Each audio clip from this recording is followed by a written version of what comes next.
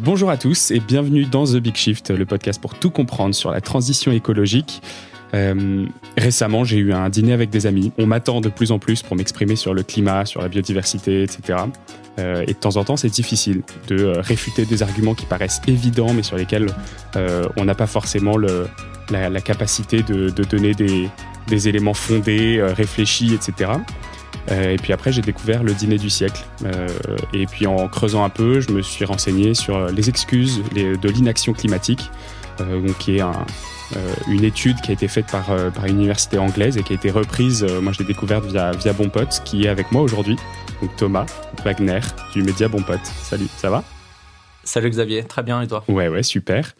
On enregistre, on est mi-février. Cet épisode sortira un peu plus tard, mais vous inquiétez pas, il sera toujours à jour. Ça fait 2 ans que tu as sorti ce papier. C'est un peu un des fondateurs du média Bon Pote. Il est toujours ultra d'actualité. Donc, a priori, vous n'aurez pas trop de problèmes en mars quand cet épisode sortira. Écoute, pour commencer, pour ceux qui ne te connaissent pas encore, parce que la plupart du temps, les messages que je reçois, c'est quand est-ce que tu as Bon Pote sur le podcast. Donc, a priori, les auditeurs te connaissent, mais est-ce que tu peux te présenter rapidement ? Moi, c'est pas très important. Thomas Wagner, j'ai passé une dizaine d'années en finance et j'ai fini par fonder le média Bon Pote il y a 4 ans maintenant. Parce que je trouvais qu'on n'écrivait pas, on ne parlait pas assez de l'urgence climatique et que parfois c'était mal traité. Donc j'essaye un peu de remédier à ça via mon média. Donc l'objectif, c'est de poster un article minimum une fois par semaine, parfois 2, parfois 3 quand il fait très chaud l'été. Mais voilà, j'essaye de me cantonner au moins à un article par semaine. Et l'objectif est vraiment de me dire, si vous connaissez pas un sujet ou vous avez envie de comprendre un peu ce qui se passe, c'est un article entre 5 et 10 minutes de lecture. Il y a des sources, tout est sourcé, en fait, tous les chiffres sont sourcés. Et si vous voulez creuser, c'est possible. Donc voilà, c'est un peu l'objectif. Il y a une question que j'aime bien poser au début de mes entretiens, c'est quel est ton sentiment vis-à-vis de la situation climatique ? Ce qui m'intéresse là, c'est que toi, tu as une position qui est un peu différente dans tes articles et sur les réseaux sociaux. Sur les réseaux, tu es parfois un peu manichéen dans la façon dont tu abordes les gens. Et on en parlait d'ailleurs avec Julien Devorex, avec qui j'ai enregistré mercredi, parce que c'est un sujet que tu as abordé avec lui. Et du coup, voilà, je voulais savoir quel était ton sentiment vis-à-vis de la situation climatique, écologique, et ce qui te poussait à avoir cette posture sur les réseaux et cette posture un peu plus pédagogique sur ton média. Elle est... Alors, manichéen, je sais pas, c'est juste que... c'est ma façon d'être. En gros, je sais que là, il y a une urgence climatique telle que j'ai du mal un peu à supporter le greenwashing typiquement sur les réseaux. Donc, si on prend LinkedIn où tout le monde est beau, vert et gentil, c'est complètement faux. Enfin, typiquement, je vais citer Antoine Cyr, le responsable RSE de BNP. Il te parle de l'investissement dans le vélo, mais à côté, en 2020, ils ont financé 40 milliards d'énergie fossile. Donc lui, il se moque du monde. Je pense qu'il est beaucoup trop tranquille. Et moi, Thomas, je vais juste lui poser des questions. Donc je pense que c'est le minimum qu'on devrait faire, et je pense qu'on devrait être des centaines, voire des milliers à le faire. J'ai un peu ce mauvais rôle qui m'embête. Je n'ai pas que ça à faire. Et tu prends aucun plaisir à aller sur les réseaux pour faire ce travail-là. Ah mais aucun. Encore une fois, moi, s'il n'y a pas de réchauffement climatique, je suis sur une île en train de lire des livres. C'est très clairement. C'est juste que il faut le faire. Je pense qu'il faut le faire. Et il faut plus les laisser tranquilles. Patrick Pouyanné, CEO de Total, c'est pareil. En fait, ces gens-là, il faut les interpeller. Mais ça, en général, les médias qui parlent de Bon Pote ont un prisme, ils disent je suis passé une fois à la télé, on m'a dit le sniper des médias, mais en fait c'est ce que je fais sur les réseaux sociaux, ça représente 2% de mon temps, mais même pas. Ce que je fais, c'est que je passe mon temps à lire des rapports, à essayer de comprendre, à interroger des chercheurs et des chercheuses sur les sujets, et ensuite de l'écrire et de mettre dans des articles. Donc en fait, tu vois, c'est juste un prisme. En fait, t'es un rat de bibliothèque. D'ailleurs, ceux qui verront les vidéos sur Instagram verront la bibliothèque de Thomas qui est derrière lui. Oui, le bordel. Je reçois... Alors, c'est génial parce que je reçois plein de livres, mais j'ai pas le temps de les lire. Quand tu reçois 3 ou 4 livres par semaine, c'est un peu dur. Mais j'ai hâte. En général, c'est l'été où je me fais un livre par jour. Donc, je rattrape un peu ça, quoi. Trop cool. L'objectif aujourd'hui, c'est de comprendre comment est-ce qu'on peut faire pour discuter avec des gens avec qui c'est plutôt d'habitude compliqué de discuter de climat, d'aborder les différentes excuses, je dirais un peu le climato-scepticisme ordinaire, pour faire un parallèle avec le sexisme ordinaire, où c'est des choses qui sont tellement ancrées qu'on les voit même pas. Pour commencer sur ce sujet, est-ce que tu peux me parler un petit peu des raisons qui peuvent pousser quelqu'un à réfuter le changement climatique aujourd'hui ? Alors, il y a beaucoup, enfin là, c'est plus de... Aujourd'hui, bon, le consensus climatique dit que le réchauffement climatique anthropique, donc d'origine humaine, est indiscutable, en gros. Ça, c'est le premier volet du dernier rapport du GIEC qui est sorti en août 2021. Aujourd'hui, c'est plus discutable. Donc ça, il faut vraiment être très clair. Mais il y a quand même, si on regarde un peu les sondages français, donc il y en a un de l'ADEME et un de EDF Ipsos, entre 20 et 40%, ça dépend ce que tu prends comme question, mais 20 et 40% des Français qui pensent que le réchauffement est naturel. Donc, j'aime à penser que je mets ces personnes-là de côté et que c'est pas forcément un positionnement politique de leur part. Ça peut être un manque d'information ou de la désinformation. C'est les personnes qui ne savent pas, mais si on leur met les chiffres sous le nez et on leur explique pourquoi c'est comme ça, pourquoi on a vérifié que c'était bien de notre faute que ça se réchauffait et que c'était pas le soleil, ces personnes-là vont dire « Ah ok, je ne savais pas, mais maintenant que j'ai vu ça et que j'ai compris pourquoi... Bon, je suis d'accord qu'en fait, il y a un réchauffement climatique anthropique. Eux, c'est juste ceux qui enlèvent le anthropique du réchauffement, quoi. Voilà. Je mets ces personnes-là de côté parce que, moi, typiquement, il y a 5 ou 10 ans, tu m'aurais questionné sur quelle est la part et la responsabilité humaine. Est-ce que c'est 50% dans le réchauffement ? Est-ce que c'est 50% ou 100% ?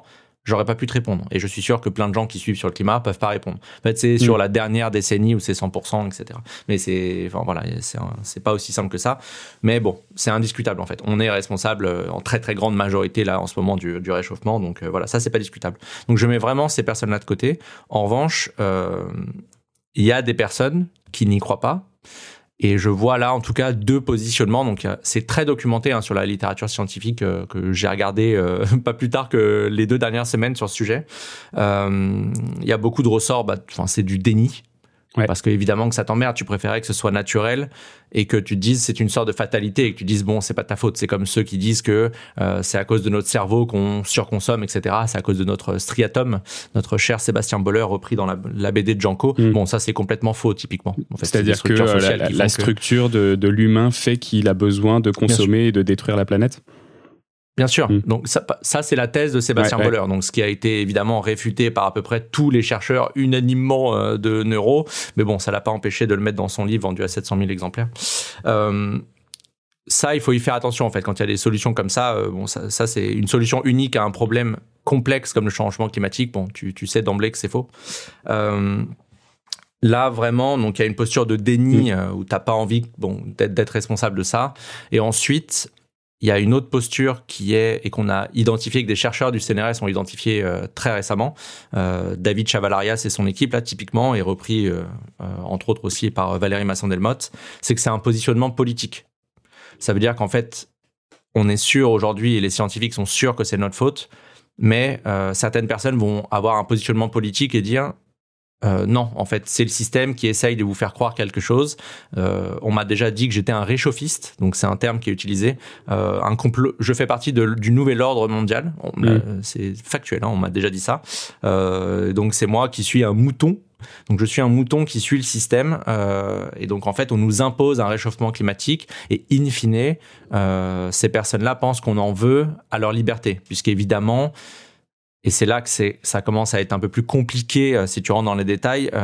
Aujourd'hui, si on veut limiter le réchauffement climatique, il y a certaines choses qu'on va devoir arrêter de faire ou moins faire. Enfin, typiquement, bon, je suis pas sûr que tu prennes ton jet privé tous les matins. C'est rare. Mais prendre un jet privé, moi j'ai arrêté perso. Mais prendre un jet privé, il va falloir réduire. Et donc, ça atteint la liberté, en tout cas, de certaines personnes. Peut-être potentiellement réduire la viande, etc. Bon, ça touche à ta liberté, typiquement. Donc ça, je sais que c'est une récupération rhétorique de certaines personnes, pour ne pas les citer, Asselineau et Florian Philippot. Donc c'est du alt-right, il y a ça. Et donc c'est un positionnement qui existe beaucoup dans des pays comme les États-Unis et l'Australie, pardon.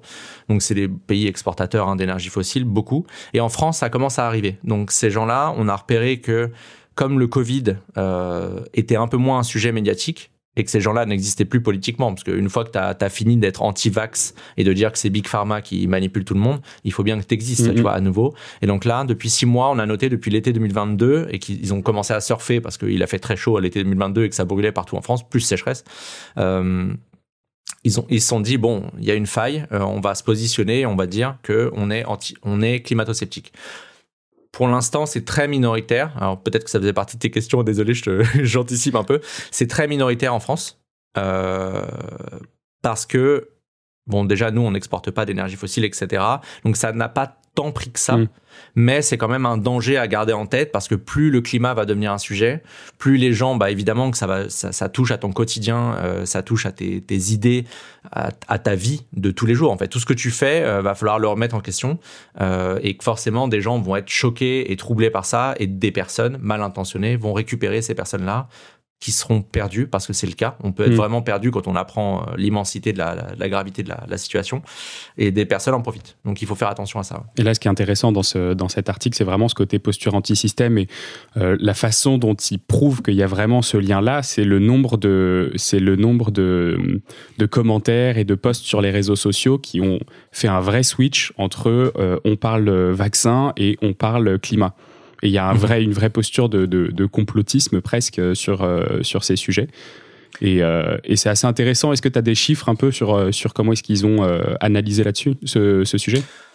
Oui, en fait, c'est le terme. Donc, c'est le chercheur David Chavalarias qui a étudié ça. Et on a surtout, on n'a rien du tout. Ils ont repéré qu'il y avait, en gros, entre 1000 et 2000 comptes qui étaient très virulents et qui menaient la danse, en gros. C'est eux qui lancent les sujets et ils font de l'astroturfing. Donc, ils font monter un sujet, ils vont dire une phrase, monter un thème sur le GIEC, typiquement. Ils vont mettre sur Twitter #GIEC. Ils vont spammer le message, 15 messages d'affilée. Ces 1000 comptes ou 2000 comptes vont le faire et hop, le GIEC va arriver en tendance. Alors moi, Thomas Wagner, je suis trop content. Je me dis, tiens, on parle du GIEC, super nouvelle, etc. Et en fait, dès que je vais regarder, c'est des complotistes, c'est des climato-sceptiques qui l'ont fait monter. Et là, le drame, c'est quand des gens comme nous leur répondent pour les réfuter, en mettant #GIEC aussi, etc. Et ça fait monter la sauce. Donc, ça veut dire qu'il y a beaucoup plus d'occurrences du terme. Et donc, ça y est, ils ont imposé le thème. Et c'est ce qu'a fait Zemmour à merveille en 2022, en fait, jusqu'à ce que la guerre en Ukraine arrive. C'est de l'astroturfing. Donc, c'est vraiment une méthode sur les réseaux sociaux identifiée. Ce qui est fou, c'est que ce soit complètement conscient, en fait. Mais ils le font. Alors, non seulement ils le font parce qu'il y a des comptes, parce que c'est un positionnement politique. Et on a aussi repéré qu'il y avait une grosse partie de bots, parce que ça coûte aujourd'hui pas très cher de créer des bots et de faire monter la sauce sur n'importe quel sujet. Et je pense, moi je l'ai mis dans mon article, donc David pouvait pas le faire dans son article, voilà. Mais moi dans mon article, je sais que c'est un des dangers et quand le climat va être un sujet, ça va arriver de plus en plus. C'est évident, ça coûte pas très cher de désinformer. Et une entreprise comme Total qui fait 20 milliards de profits, tu sais que tu peux mettre quelques millions pour désinformer et semer le doute. Ils l'ont fait depuis 1971. Je vois pas pourquoi ils le feraient pas là. Enfin, tu vois. Ouais. Tu réponds beaucoup sur les réseaux aux internautes, donc c'est peut-être que 2% de ton temps, mais je pense qu'il y a beaucoup de gens qui ont l'impression que tu es omniprésent là-dessus. Est-ce que tu as un portrait type, sans forcément rentrer dans le cliché, ou alors de cette personne en déni, ou alors de cette personne qui fait alors pas forcément de l'astroturfing, mais qui est un peu dans cette position de prise de posture anti-système? Alors, tu parlais de l'alt-right, donc les personnes notamment d'extrême droite. Ouais, c'est l'extrême droite, mais c'est plutôt de l'alt-right. Il n'y a pas de posture, on n'a pas trop vu là typiquement, et c'était souligné par les chercheurs du CNRS, on n'a pas trop vu de comptes d'extrême droite, typiquement Marine Le Pen, etc., n'ont pas cette posture. Parce que je pense qu'aujourd'hui, en tout cas en France, c'est très différent dans les pays, comme je te le disais, aux États-Unis, en Australie et dans d'autres pays. En France, si tu as une posture climato-sceptique, tu te fais ramasser. En gros, ce n'est plus du tout vendable ou une bonne position à avoir politiquement. C'est une bonne nouvelle, ça. C'est vraiment... Alors, on va y venir. c'est plutôt une bonne nouvelle. Oui et non. On va y venir, mais je m'explique. En fait, c'est très facile de réfuter un climato-sceptique. C'est très, très facile. En revanche, un climato-rassuriste, c'est là où je vais venir, c'est beaucoup plus compliqué. C'est vraiment beaucoup plus compliqué. Et c'est la nouvelle posture aujourd'hui qu'il y a à réfuter. Et là, tu peux y passer des heures et c'est comme d'habitude, tu tombes dans la loi de Brandolini. Ça veut dire que le type va te balancer une phrase et toi, pour expliquer et lui dire, non, c'est faux ce que tu viens de dire, tu vas y passer 1 heure. Donc, est-ce que tu vas passer cette heure-là ou pas, ou tu vas faire autre chose, tu vois. Mais il y a quand même un décalage de la fenêtre, c'est-à-dire que une fois qu'on aura passé cette fenêtre de climato-rassuriste, ce sera peut-être quelque chose d'autre, mais qui sera déjà encore un peu plus dans le bon sens.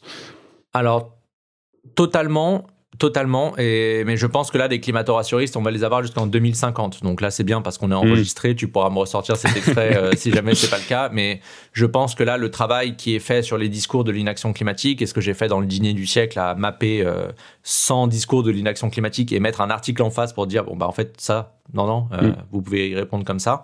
Je pense qu'on va l'avoir, mais au moins dans les 20 prochaines années.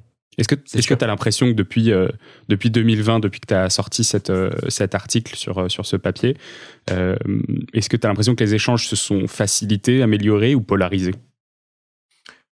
Les échanges sont polarisés, c'est les algos, c'est une tendance, c'est une vraie tendance, ce que j'essaye d'éviter. Mais les algos poussent en fait à la polarisation. Donc on n'est pas aidé. Et d'ailleurs, David, il y a un livre derrière, a écrit Toxic Data. Il montre, et c'est pas le seul d'ailleurs, il y a des chercheuses aux États-Unis qui ont montré ça, la polarisation, et c'est fait pour ça. Il y a un papier que j'ai mis en hyperlien d'ailleurs dans le dernier article que je viens de poster sur les antivax complotistes, qui montre que même les tweets agressifs sont parfois plus partagés qu'un tweet formel. Et moi, je peux le voir quand j'essaye de parler très calmement des pertes et préjudices. Ça n'intéresse personne. Hein. La justice climatique, c'est vraiment un sujet de niche, quoi. Et c'est d'une tristesse infinie parce que moi, ça me tient à cœur. En revanche, quand je vais mettre un tacle à Jean-Baptiste Djebbari ou à Emmanuel Macron, c'est beaucoup plus partagé, évidemment. Donc, il y a ça à prendre en compte et la polarisation. Et c'est difficile parce que moi, j'aimerais que mes articles les plus lus soient des trucs sur la justice climatique, sur le forçage radiatif ou j'en sais rien. Je serais hyper heureux, mais c'est pas comme ça. Donc, qu'est-ce que toi, tu fais ? Quelle posture tu prends dans ces cas-là ? Est-ce que tu gardes ton éthique et t'essayes de pas rentrer dans ce jeu-là, ou t'es obligé de jouer un peu ce jeu-là pour alerter et dire et pas laisser le terrain aux autres, en fait. Parce qu'en face, c'est des gens qui font en sorte que le système ne change pas et il faut bien leur rentrer dedans de temps en temps, quoi. Bah, c'est intéressant, c'est un sujet qu'on abordait avec Julien, que tu connais bien, mercredi, donc l'épisode sortira un peu plus tard, il n'est pas encore sorti, mais ce côté règles du jeu, comment est-ce que tu fais ? Est-ce que tu joues avec les règles du jeu ? Est-ce que t'en sors ? Est-ce que, tu vois, dans ta position à toi, c'est... est-ce que tu dois avoir cette position polarisante, clivante aussi, pour réussir finalement à amener des gens à un contenu plus pédagogique, ou est-ce que justement tu dois t'en contenir à cette façon d'informer qui est censée être une formation en fait très pédagogique ? Ouais, mais c'est une excellente question, et en fait j'étais à la signature du livre de Julien hier. Donc, j'y serai ce soir. D'accord. Ah oui, mais c'est vrai qu'il y a deux événements. Donc en fait, on en a reparlé de ça, et je sais que je connais Julien parce qu'on est évidemment d'accord sur 100% des constats. Je pense que je peux dire 100%, même pas 99, sur 100% des constats. En revanche, on n'a pas la même façon de faire. Et effectivement, lui, il parle de règles du jeu. Et hier, là, comme c'était une conférence, une table ronde, moi, j'ai quand même précisé que les règles du jeu actuelles ne sont pas bonnes. Et qu'il faut les changer. Donc, les règles du jeu, là, on peut dire, il y a plein de règles du jeu, mais on peut parler de la loi. La loi actuelle n'est pas en accord avec l'accord de Paris. Si on veut respecter l'accord de Paris, les lois actuelles ne sont pas bonnes. Ça veut dire que tu as toujours des types qui se baladent en jet privé. Mais en fait, tu fais un aller-retour, même un Paris-Nice, qui est un des 10 trajets les plus empruntés en France, en jet privé.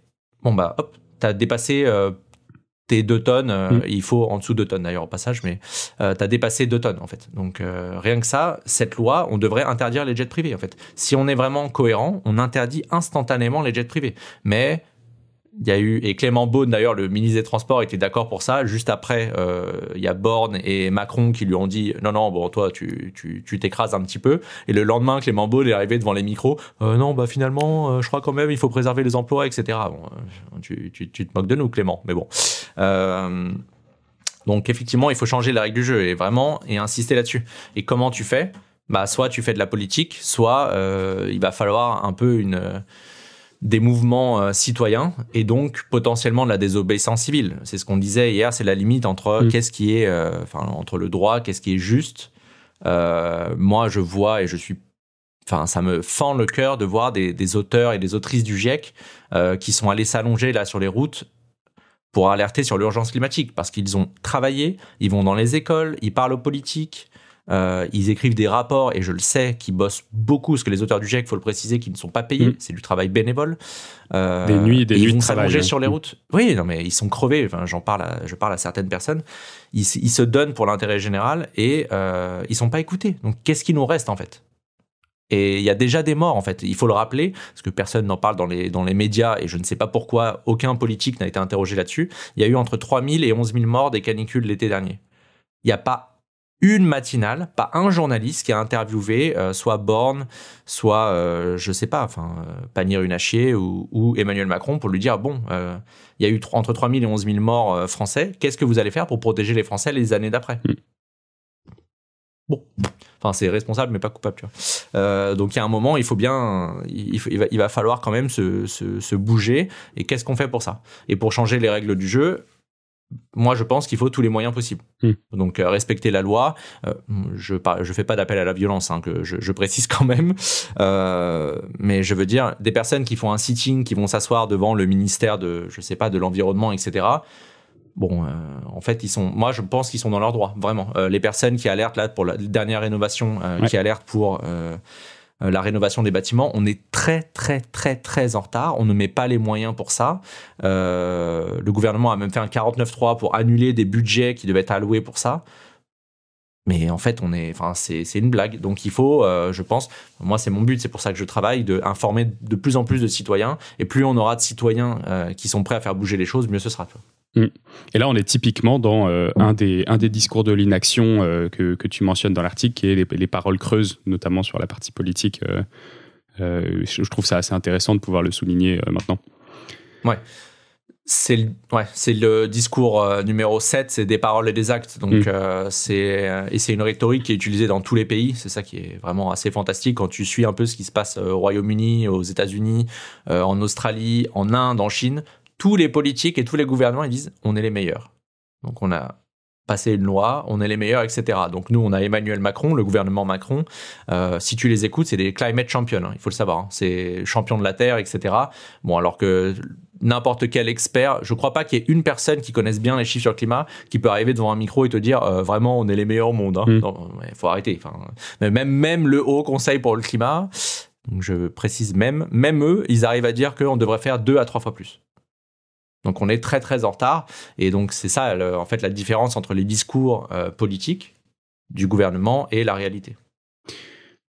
C'est lequel parmi les 12 grands thèmes, alors il y en a beaucoup plus dans le dîner du siècle, mais on n'arrivera pas à tous les évoquer, parmi les grands thèmes, les 12 grands thèmes qui avaient été évoqués dans ton premier article, c'est lequel que tu retrouves le plus aujourd'hui parmi les discours de l'inaction? Alors je pense sans hésiter c'est donne-moi le top 3 en fait. Non, allez, le top 3. Merci, c'est plus facile. Je pense que le discours le plus utilisé est le whataboutisme. Donc en français, c'est le aquabonisme. À quoi bon?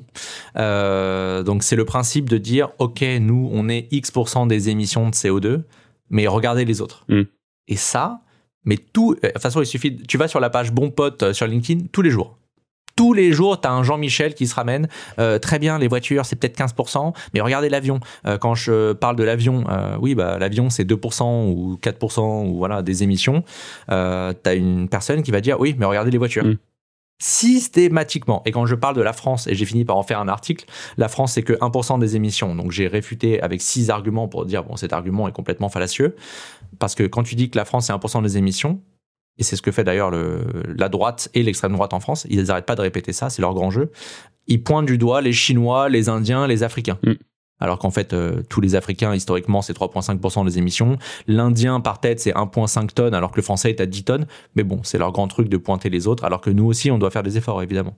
Donc ça, c'est the classique, vraiment. Et il suffit d'aller soit en dessous de Thomas Wagner, soit la page Bon Pote sur les réseaux. 100% des fois. C'est vraiment... voilà, il y en a toujours. Le deuxième, c'est, je pense, le pari technologique. Donc, c'est les technosolutionnistes qui disent de toute façon, la technologie va nous sauver. Donc là, c'est facile. Bruno Le Maire, Emmanuel Macron, Elisabeth Borne, c'est des gens un petit peu connus en France qui sont aux manettes. Vivatech. Oui, BPI, voilà, je peux lister le patron Nicolas, bref, je vais m'énerver, mais le patron de BPI parle de croissance verte, voilà. Donc, ça n'arrive pas, mais lui, voilà. À sa décharge, il parle quand même aussi de réindustrialisation, ce qui peut faire partie d'un bon point, mais c'est juste qu'effectivement, les arguments derrière sont fallacieux. Oui. Bien sûr, mais ces gens-là vivent sur une autre planète, en gros, ils vivent au XXe siècle, et aujourd'hui, on a d'autres enjeux. Donc, eux, les limites planétaires, pour eux, ils en ont entendu parler, c'est dans un livre en fait, ça n'existe pas. Donc ça, c'est vraiment le deuxième point, je pense, et c'est le cas dans les startups.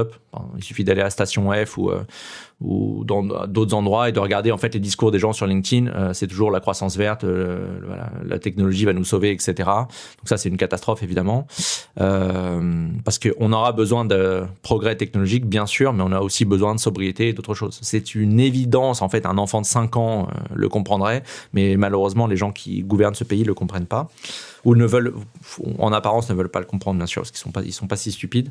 Et je pense que le troisième discours d'une action climatique le plus fréquent est la redirection de la responsabilité. Je vais donner un exemple très concret. L'année dernière, Agnès Pannier-Runacher, qui est quand même ministre de la transition énergétique, avait dit, je crois qu'il va falloir qu'on arrête d'envoyer des emails rigolos à nos amis. Ouais. Bon, on s'en souvient bien. C'est son programme pour arrêter le changement climatique.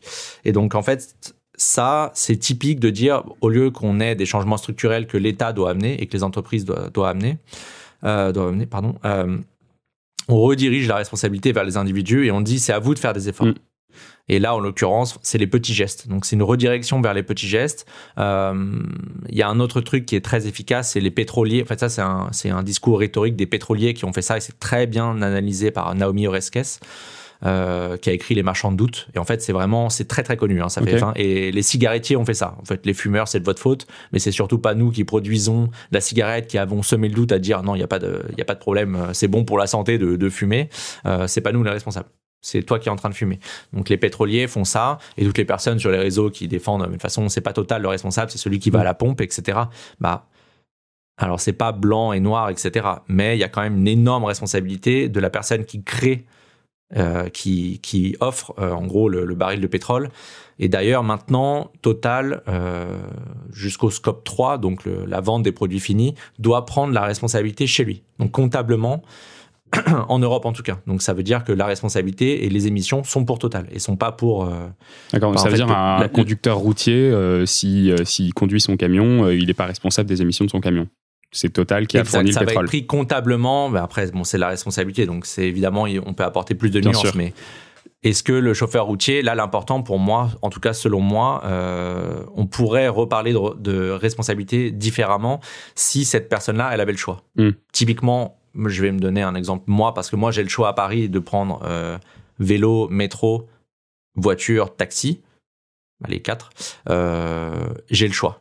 Et à partir du moment où tu as le choix, là, on pourrait parler d'une autre responsabilité. Mais quand tu n'as pas le choix, ça devrait être typiquement les pouvoirs publics. Tant que vous n'offrez pas le choix, c'est vous les responsables, en gros.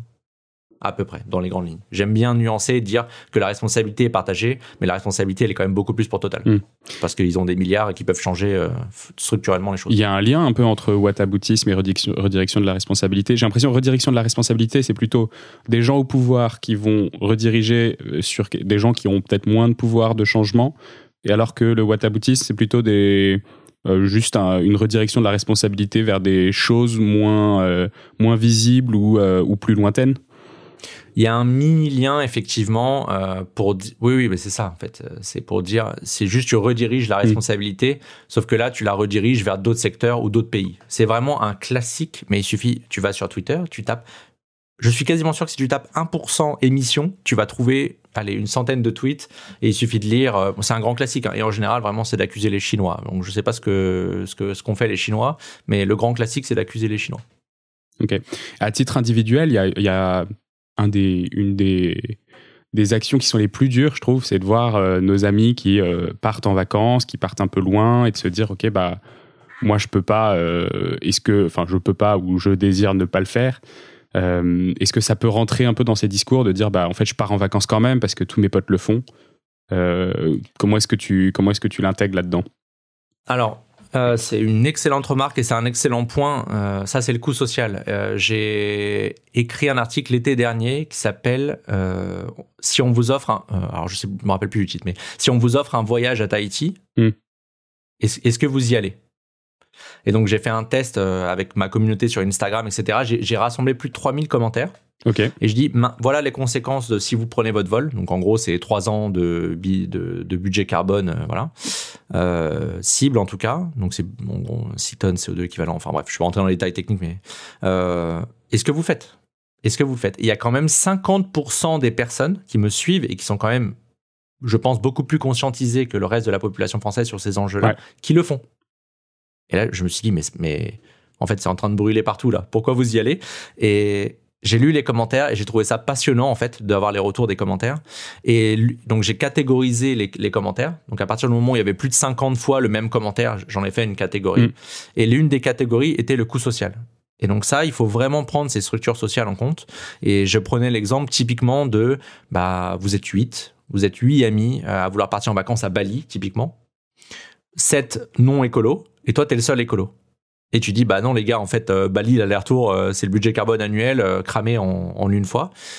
Et les autres, ils s'en foutent. Donc eux, ils vont. Et toi, qu'est-ce que tu fais à ce moment-là? Est-ce que tu y vas et tu mets, tu mets sous terre tes convictions écologiques, ou tu restes en France, mais tu partages pas un moment et tu te sens exclu de tes amis. Et si tu y vas, t'es décrédibilisé pour tout le reste de tes conversations avec eux.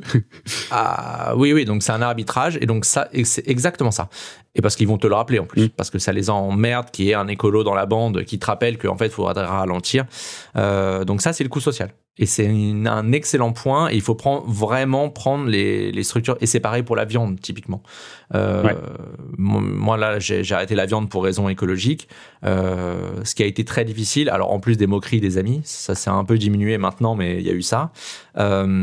C'était les barbecues, typiquement, tu vois. Tout le monde mangeait de la viande, etc. Et toi, t'amènes tes aubergines, quoi. Non, mais même pas. Moi, j'arrivais, je mangeais 3 frites et il me disait, Thomas, tu veux un peu d'eau, tu vois. C'était un peu ça. Donc, mais ça fait partie des choses qu'il faut prendre en compte. Et Romain Espinosa, qui est chercheur sur l'éthique animale, en parle très bien d'ailleurs. Il a écrit un livre là-dessus. Je te filerai des tips en tout cas pour les barbecues végétariens, parce que t'as parlé de trop top, mais ça peut être ça peut être pas mal. Alors, ça va avec le temps. J'ai la chance qu'il y en ait de plus en plus qui tendent vers ça. Et ils ont pris en compte que... voilà. Donc ça commence à venir là. Mais ça prend du temps. Ça prend 2 ou 3 ans et il faut être solide. Ouais, c'est sûr. Moi, j'ai des lectrices et lecteurs qui m'écrivent quotidiennement pour me dire c'est très dur, comment je fais avec mes parents, mes profs, en entreprise, mon conjoint. Ça, c'est le pire. J'ai un conjoint écolo. Il y a une personne qui est écolo, l'autre ne l'est pas du tout. Comment je fais? J'ai des gens qui me demandent s'ils doivent quitter leur conjoint. Bon, évidemment, je réponds pas. T'imagines un peu la responsabilité de... Et là-dessus, le meilleur conseil que je peux vous donner, c'est d'aller écouter le podcast de Lucas Caltriti qui s'appelle Super Green Me, et qui est magique et qui aide vraiment à relativiser tout ce chemin-là. Ouais, il a très bien expliqué. Je suis passé... Et effectivement, il avait eu un épisode avec toi. Je me souviens, il m'avait dit qu'il avait enregistré ça très tôt. C'est vrai. On a évoqué quelques-unes des excuses de l'inaction. Est-ce qu'il y en a d'autres qui sont marquantes avant qu'on passe à une partie un peu comment est-ce qu'on fait pour en parler? Ouais, il y en a d'autres. Bon, après, le plus simple, on va pas toutes les énumérer, mais vous irez vraiment, sur l'article de Bon Pote de toute façon. Il est en page d'accueil du site, et je l'ai vraiment, même si l'article a 2 ans, je le laisse en page d'accueil parce que je trouve ça fondamental. Et une fois que tu as ces 12 discours de l'inaction climatique en tête, tu ne passes plus un seul débat ou un seul dîner de la même façon. Et en fait, tu mappes dans ta tête, tu dis, OK, bon, ça c'est tel discours, ça c'est tel discours, ça c'est tel discours, etc. Il y en a 2 ou 3 là que j'ai pas évoqué. Il y a le premier, c'est le fatalisme, le doomism. C'est le principe de dire, tout est foutu. Catastrophisme, ouais. C'est foutu. Le catastrophisme, oui, pardon. C'est foutu, donc voilà. Soit on s'en fout, on continue à vivre, etc. Et ça, il faut le surveiller parce qu'il y en a. Et ça peut être un sentiment légitime de certaines personnes, donc ça, je l'entends très bien. Mais il y a des gens qui en font leur fonds de commerce. Et ça me plaît pas du tout, en revanche. Donc, on a les moyens de limiter la catastrophe ambiante, là. On a les moyens. Donc, il n'y a pas l'inertie, là, elle est au-delà du fait qu'elle soit climatique, elle est surtout politique. Donc, il faut se battre politiquement, y compris en France et y compris pour d'autres pays où il y a des gens qui sont déjà... Enfin, je viens de voir ce matin, là, qui fait à nouveau 40 degrés en Inde. On est en février, hein. C'est jamais arrivé. Ils tapent des records là. J'imagine même pas ce que ça va être dans 2 mois. Donc voilà, il faut se battre pour ça. On peut et on a les moyens de vivre mieux en fait. Moi, c'est ça qui me motive un peu tous les jours, d'améliorer notre quotidien. Enfin, moi, je rêve. J'habite à Paris. Je rêve d'une ville où il y a un peu moins de voitures. Voire pas de voiture, mais ça n'arrivera pas, mais moins de voitures, où on respire mieux, plus d'arbres, plus de nature, etc., qu'on enlève un peu de goudron et qu'on mette des arbres pour respirer, tu vois. Enfin, évidemment que tu vis mieux, quoi. Est-ce que tu sais si on arrive à changer certaines mentalités, un peu des mentalités nécessaires, je sais pas, au niveau politique, combien de temps est-ce que ça pourrait prendre pour une ville comme Paris, dans laquelle on est tous les deux, pour se transformer, si on arrivait à mettre tout le monde de notre côté d'un coup? Alors, bon, ça prend du temps, et tu vois que l'acceptation... Là, il y a un truc qui a quand même une vague de fond. Les écolos, alors, j'ai même pas envie de parler de politique ni d'Europe Écologie Les Verts, mais ils ont gagné quand même plusieurs villes importantes en France. Grenoble, ça c'était déjà un peu le cas, mais ça a été renouvelé. Poitiers, Bordeaux, Lyon... Et il y a du boulot et ça vient. Et en fait, les gens se rendent compte typiquement de piétoniser certaines rues. Tu sais, ils disaient que ça anéantissait le commerce. C'est vraiment des rhétoriques et des idées reçues. Mais en fait, quand tu as les chiffres ensuite, il s'avère qu'en fait, il y a beaucoup de trafic à pied et que les gens consomment même plus dans ces rues-là qu'avant, où il faut passer en voiture, il faut se garer, c'est un enfer, etc. Donc, il faut vraiment prendre ça en compte et montrer en fait les côtés positifs et donc les co-bénéfices de changer. Alors combien de temps ça prend? En fait, c'est très hétérogène. J'ai un papier sur le point de bascule social, c'est les social tipping points, et c'est très hétérogène. Donc ça peut dépendre à l'échelle géographique, ça peut dépendre d'une ville, c'est très différent dans une ville, d'un pays, au monde, etc. Et donc il faut toujours un pourcentage de la population qui est prêt et qui fait basculer. Donc c'est ça le social tipping point. Et ça peut être très différent. À Paris, ça peut être un certain pourcentage, ça peut être un autre pourcentage dans d'autres villes, etc. Mais globalement, tout ce qui est décentralisé a plus de chances d'aller plus vite. Ah bah bien sûr. Enfin, plus c'est gros, plus tu as des difficultés. Et tu vois bien à l'échelle, et puis en fait c'est vrai à l'échelle locale, tu peux bouger une ville beaucoup plus vite qu'un département, qu'une région, qu'un pays. Et après, à l'échelle internationale, tu vois bien ce qui se passe dans les COP. Enfin, pour faire bouger et mettre d'accord 196 parties, bon, tu vois bien le bordel que c'est, donc bien sûr. Une fois qu'on a parlé de tout ça, toutes ces excuses de l'inaction, quand on en discute avec, et je parle de mon expérience personnelle, hein, mais quand j'en discute avec mes amis, on se retrouve facilement avec des conversations qui sont peut-être face à un mur où c'est compliqué de le traverser, c'est compliqué d'engager un dialogue. Comment est-ce que tu crées les conditions d'un dialogue dans une situation qui est souvent binaire sur les sujets qu'on a évoqués? Alors, on a écrit un guide des 10 bonnes pratiques de communication sur le climat. Tu as des articles sur tout. Qui est disponible. J'essaye. Sur Bon Pote. Et en fait, on s'est dit, qu'est-ce qui ne marche pas? Donc, il y a même un article sur qu'est-ce qui ne marche pas, les 10 choses à éviter et qu'est-ce qui marche. Et je me suis servi aussi de mes erreurs parce que j'ai fait des erreurs, évidemment, de communication. En fait, à partir du moment où tu as le fond, où tu as l'écrit et les faits, mais ça suffit pas. Évidemment que si tu présentes des chiffres à quelqu'un, c'est pas pour ça que la personne va changer. Et donc, qu'est-ce qui fait que la personne va d'abord écouter et qu'est-ce qui fait ensuite qu'elle va changer? Donc, on a listé 10 bonnes pratiques et évidemment, le point principal, c'est de se mettre à la place de l'autre. Si tu arrives, moi, Thomas, parisien, qui a la chance de pouvoir prendre un Vélib pour traverser Paris, et tu crois que c'est un cas qui est généralisable à la France, en face, tu vas te prendre que des murs. Ouais, et c'est souvent le cas sur les réseaux, sur ce sujet en particulier, sur les transports. L'inégalité les transports des sont 30% des émissions en France et le plus gros sujet. Tu parles de... Moi, j'ai reçu des menaces de mort juste en parlant de la vitesse sur l'autoroute. Hein, donc, c'est un sujet qui est chaud, je te confirme. Et, enfin, j'en ris, mais c'est pas très drôle. Et je vis en dehors de Paris, en fait, plus de la moitié de l'année. Et je vois bien que dès que je sors de Paris, sans voiture, c'est extrêmement difficile. Extrêmement difficile. Je vis dans le sud l'été. T'as un bus tous les 1 heure ou 2 heures. J'ai discuté, j'avais même fait un post là-dessus avec ma coiffeuse dans le sud à Aix-en-Provence. En fait, c'est soit elle faisait 30 minutes de voiture, soit elle faisait 1h45 de transport le matin. Et le soir, elle était même pas sûre d'avoir des transports pour rentrer chez elle. Donc, évidemment que les gens prennent la voiture. Et si tu te mets pas à la place de l'autre et comprendre... En fait, l'objectif, c'est vraiment, 1, de se mettre à la place de l'autre, et 2, de comprendre tous ces blocages. Et j'adore poser cette question-là maintenant. Et je trouve que on trouve plein de points de rapprochement et ça facilite vraiment le dialogue. Pas sur les réseaux, parce que les réseaux, c'est toujours un bordel. Mais en face, en vrai, de dire, bon, il faut changer. Est-ce que tu es d'accord avec ça une fois que, voilà. Et qu'est-ce qui fait que toi, qu'est-ce qui bloque? Donc, soit c'est la personne ne s'en rendait pas compte et elle peut faire un changement individuel. Soit elle dit, bah en fait, moi, si tu veux que je prenne le vélo, il me faut des infrastructures. Il me faut des infrastructures sécurisées, etc. Donc, ce qui est toujours le cas. Hein, ça, c'est, donc, et maintenant, OK, donc il faut ça. Qu'est-ce qu'il faut pour que ça arrive? Bon, il faut aller voir la mairie, il faut aller voir le département, région, etc. J'en sais rien, qui manque de débat. Vous êtes combien dans ce cas-là? Est-ce que tu es tout seul ou toute seule? Ou est-ce que vous pouvez vous rassembler, etc. Parce qu'évidemment, tu as plus de poids quand vous êtes plusieurs pour faire changer les choses. Donc vraiment, se mettre à la place des autres, c'est fondamental. Vraiment fondamental. Et je crois que l'un des trucs, et je l'ai rappelé tout à l'heure, la fameuse loi de Brandolini, il faut pas se brûler à discuter et à échanger avec les autres. En fait, à partir du moment où vous présentez les faits, de dire bon, il y a un réchauffement climatique, c'est grave, il faut changer. Si la personne ne veut rien changer, ne veut rien entendre, etc., il faut pas perdre de temps. C'est vraiment mon conseil. Et passer à d'autres personnes, discuter, etc. Parce qu'il y a plein de gens qui ne sont pas encore informés. Enfin, moi, dès que je sors de la bulle écolo et que je vais dans les écoles, dans les entreprises, etc., on me regarde, genre, j'en suis encore à définir ce qu'est une empreinte carbone. Les bras m'en tombent souvent, mais effectivement, oui, dès que je sors de ma petite bulle d'abonnés ou d'écolo ou mon feed LinkedIn, c'est terminé. Ouais. Et en fait, j'en veux pas du tout à ces personnes-là parce qu'elles sont pas informées ou désinformées. C'est une on sort, alors je sais pas quand est-ce que tu sors le podcast, mais j'espère qu'entre-temps, l'article sur la voiture électrique sera sorti.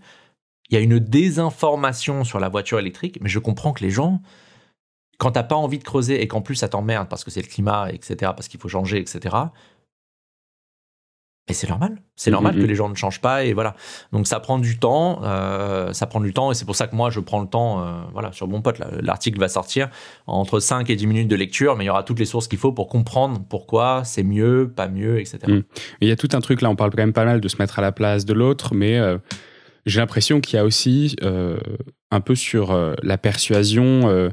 Tu vois, moi j'ai aussi une grosse difficulté qui est autour de, là tu vois, on parlait de catastrophisme, on parlait d'optimisme technologique, c'est plutôt sur ces trucs-là où comment est-ce que tu fais pour réfuter ces points-là tout en étant dans la conversation et dans l'acceptation du... En fait, si tu ouvres le dialogue, ça veut forcément dire que tu entends ce que l'autre te dit, tu vois.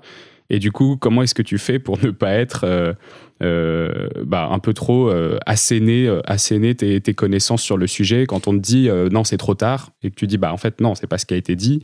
Quand on te dit de toute façon l'avion vert ou l'hydrogène ou tout ce que tu veux sur le transport, ce sera la solution efficace ou la fusion sur le nucléaire, j'en sais rien.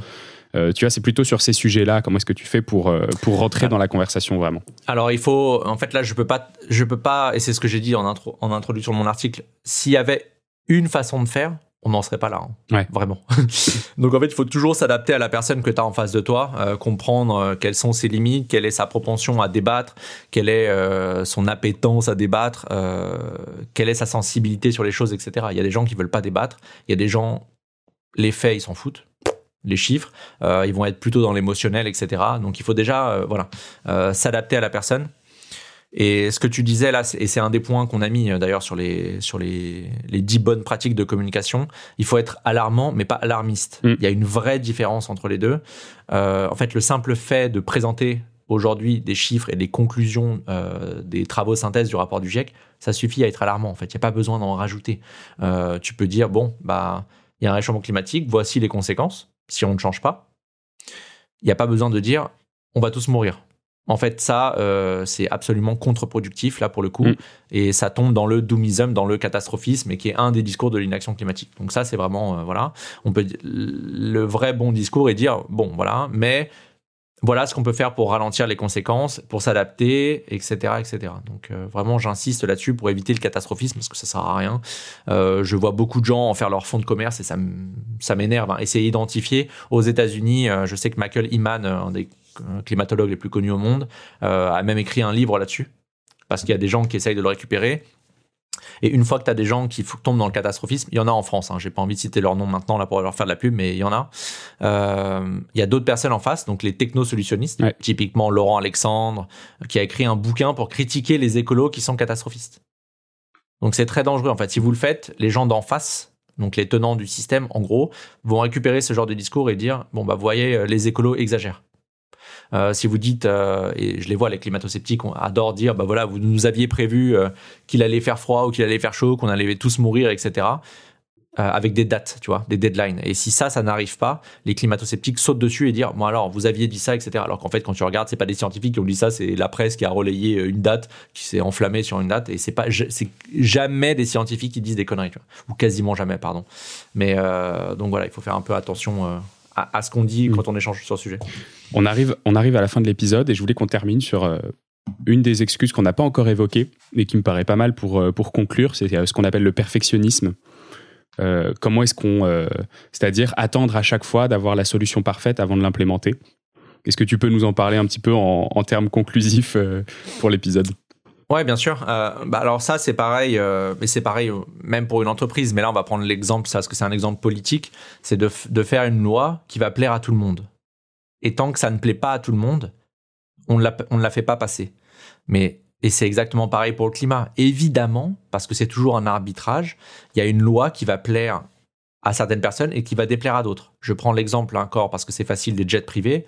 Les jets privés vont sur l'arrêt des jets privés et les conséquences que ça a. Si tu les arrêtes, ça va plaire à une très grande majorité des Français. S'il me fait un référendum, je suis quasiment sûr qu'ils vont se prendre un petit tollé. En revanche, ça ne va pas plaire à Bernard Arnault qui ne prend pas trop la ligne 13 et qui prend plus son jet privé, tu vois, pour se déplacer. Donc c'est toujours un arbitrage. À qui ça va plaire, déplaire. Mais là, en l'occurrence, pour le climat, il faut réfléchir d'un point de vue de l'intérêt général. Et c'est ça la démocratie en fait. Le but serait d'informer tout le monde sur les conséquences et ensuite on fait un vote. Moi, c'est ce que j'essaye de faire, d'informer le plus possible sur le changement climatique. Si je pouvais et si jamais on faisait une loi ensuite pour dire bon bah voilà les conséquences d'un réchauffement à plus 1,5 ou plus de degrés, et si une fois que les gens sont informés, vraiment informés sur les conséquences, ils disent bon en fait je m'en fous, j'assume les 50 degrés, les sécheresses et les inondations, ok. Ouais, mais la pilule passera beaucoup plus parce que tout le monde sera informé. Je serai pas content parce que j'ai pas envie qu'il fasse 50 degrés à Paris et on va l'avoir, donc moi ça me terrifie ce truc, mais au moins les gens seraient informés, ce serait une vraie décision démocratique. Là pour l'instant toutes les décisions qui sont prises ne sont pas démocratiques sur le climat. On n'est pas consulté et les Français sont très mal informés. Et ils sont très mal informés parce que t'as un gouvernement qui est complètement incapable pour le coup, un président qui dans ses vœux le 31 décembre ou le 1er janvier dit qui aurait pu prédire la crise climatique. Mais bon, les chercheurs étaient fous. Il suffit d'aller voir leur réaction et ils ont fait une tribune pour répondre à ça. À partir du moment et derrière, il a eu le culot 10 jours plus tard pour dire non, en fait, vous n'avez pas très bien compris. Oui. Mais bien sûr. Les Français sont débiles, les chercheurs sur le climat sont débiles, mais Emmanuel Macron est très intelligent. Donc c'est pas lui qui a fauté, c'est les autres qui n'avaient pas compris. Donc ça, il est exceptionnel. Donc voilà, il ne faut pas attendre de faire une loi qui va plaire à tout le monde, parce que sinon on n'avance pas. D'accord. Donc c'est pas trop dans le sujet. Enfin, je pensais l'avoir un peu plus dans le mode si on a une solution qui fonctionne, on attend de l'avoir perfectionnée, mais en fait c'est plutôt dans le sens tant qu'on a, enfin c'est plutôt dans le sens universalisme ou intérêt général collectif que dans le sens faire plaisir à tout le monde que dans le sens avoir une solution parfaite. Bien sûr. Et il y a un deuxième discours de l'inaction climatique qui te disent attention, si on fait passer cette loi, c'est le pendant, je sais que c'est celui-là, gros, c'est le 10e et 11e discours sur 12, et ils disent attention, si on fait passer cette loi qui ne plaît pas à tout le monde, etc., attention aux gilets jaunes. Ouais. Et donc en fait, on bloque la France. On bloque la France, vous vous rendez pas compte, et ça revient constamment de la part du gouvernement de dire attention, on va avoir les gilets jaunes. Mais en fait, on a eu les gilets jaunes parce que votre loi n'était pas juste. À partir du moment où votre loi n'est pas juste, bien sûr qu'il y a des gens qui sont pas satisfaits. Mais si votre loi est juste, ça passera très différemment. Les ZFE, là, typiquement, tu vois, les zones à faible émission, c'est exactement la même chose. Il y a des gens qui sont lésés à cause de ça, et parce que la loi, elle est pas juste. Elle va favoriser les gens les plus aisés. Et ceux qui n'ont pas le choix et qui n'ont pas... En fait, à partir du moment où tu ne mets pas des mesures en place pour aider les moins aisés, évidemment qu'il y a des gens qui ne sont pas contents. Et après, vous dites, vous voyez, vous n'êtes pas content alors qu'on a fait une mesure écologique, etc. Là, c'est très intéressant. C'est typiquement le bon exemple, là, les ZFE, pardon. Et là, juste avant de clôturer, c'est parce que effectivement, des personnes qui ont, par exemple, des véhicules fortement émissifs, parce qu'ils sont plus âgés, n'ont pas forcément les moyens de le remplacer, alors que des gens qui sont plus... Exact. Ouais. Exactement ça, ouais. Écoute, merci beaucoup pour tous tes enseignements. C'était une bonne leçon. Et du coup, je pense qu'on a à peu près 15 articles à mettre en lien dans la description aujourd'hui pour que vous puissiez aller les regarder après avoir écouté cet épisode. N'hésitez pas à vous abonner surtout. C'est ça qui nous aide énormément à progresser. Merci d'être passé, Thomas. Merci Xavier de m'avoir reçu. On se retrouvera bientôt. À bientôt. À salut. bientôt. C'est la fin de cet épisode de The Big Shift. J'espère qu'il vous a plu et que vous en avez retiré quelque chose pour votre vie quotidienne. C'est ça le plus important. C'est beaucoup plus simple de parler du sujet sensible de l'environnement quand ses amis ou sa famille sont vraiment informés. Alors partagez le plus possible The Big Shift, ça aidera tout le monde. Et si vous avez des questions, des sujets que vous souhaitez qu'on aborde, des invités que vous voulez entendre, ou tout simplement que vous voulez qu'on discute de cet épisode, envoyez-moi un message sur LinkedIn. The Big Shift est produit par Echoes Studio. Si vous avez un projet audio, contactez-nous sur www.echoes.studio. Merci d'avoir écouté jusqu'au bout. Je vous retrouve très bientôt pour un nouvel épisode.